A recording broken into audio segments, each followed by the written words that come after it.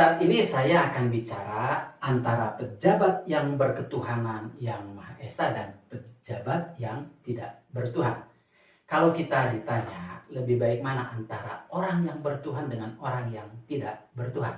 Tentu saja para pemuka agama yang ada di Indonesia akan mengatakan bahwa orang yang tidak bertuhan kalau sudah meninggal nanti tidak akan masuk surga dan pasti akan masuk neraka. Dan saya itu meyakininya, saya setuju bro, karena saya bertuhan, beragama Islam. Oke, kita langsung saja. Pejabat yang pertama Ketua DPR RI, Ibu Puan Maharani dengan background rumahnya.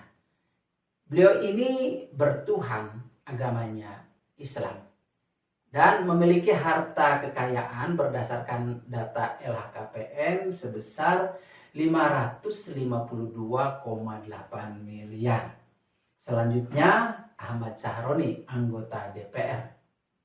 Dia ini bertuhan, agamanya Islam.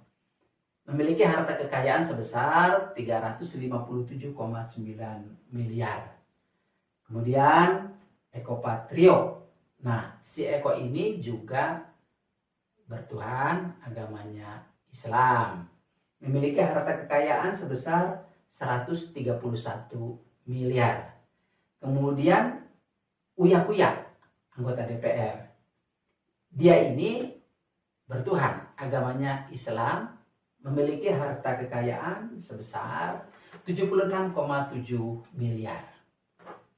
Tiga orang ini, anggota Dewan Sahroni, Eko, Uya, beberapa hari yang lalu pernah melukai hati rakyat sehingga dinonaktifkan oleh ketua partainya masing-masing dari anggota DPR. Kalau menurut saya kata nonaktif ini tidak tepat, karena nonaktif suatu saat akan aktif lagi kalau suasana sudah reda, ataupun kalau belum aktif mungkin saja gaji dan tunjangan jabatannya akan diterima tiap bulan. Ya, sama saja dengan memakan gaji buta. Oleh karena itu kata nonaktif menurut saya tidak tepat. Yang lebih tepatnya tiga orang ini pecat dari anggota DPR. Sehingga tidak perlu menerima gaji dan tunjangannya. Oke, kita lanjutkan pejabat berikutnya. Ya, ini Presiden RI kelima, Ibu Megawati, ya, background rumahnya. Beliau ini bertuhan, agamanya Islam. Memiliki harta kekayaan sebesar 59,8 miliar. Selanjutnya Presiden ke-6 Bapak Susilo Bambang Yudhoyono. Beliau sudah pasti bertuhan, beragama Islam. Memiliki harta kekayaan sebesar 13,98 miliar.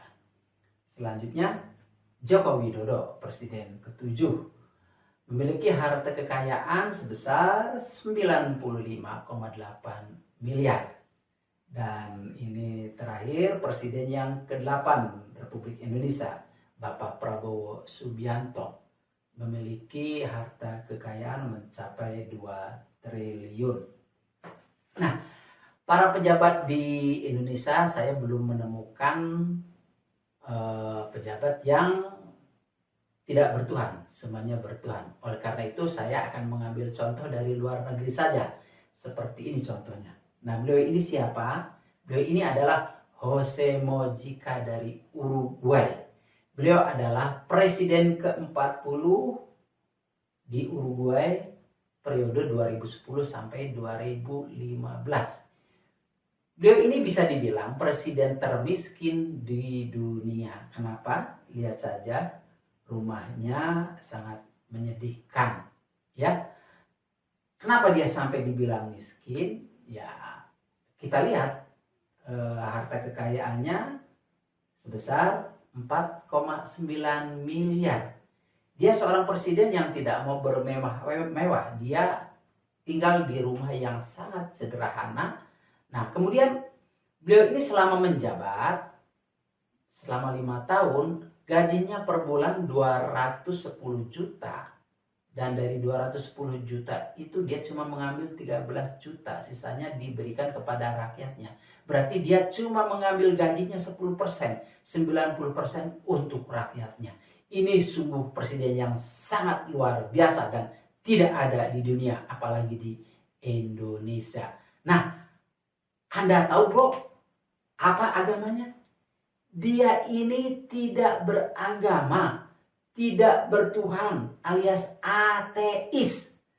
Tapi terhadap rakyatnya demikian mencintainya. Ya, coba, sangat ironis ya. Di Indonesia pejabatnya beragama, bertuhan, agamanya Islam, yang menurut saya Islam itu agama yang paling baik dan paling benar. Tapi jauh sekali dibandingkan dengan Jose Morica dari Uruguay ini yang ateis. Memikirkan rakyat, sangat peduli terhadap rakyat. Tapi di kita pejabat yang Islam kalah sama pejabat yang ateis dari Uruguay. Menurut saya hal ini sungguh sangat memprihatinkan. Ya, boleh dibilang sangat memalukan. Ya, kalau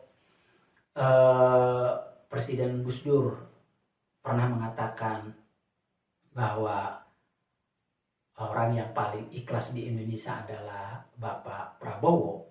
Ya, tentu saja tidak seikhlas Bapak Jose Mojica ini, bro.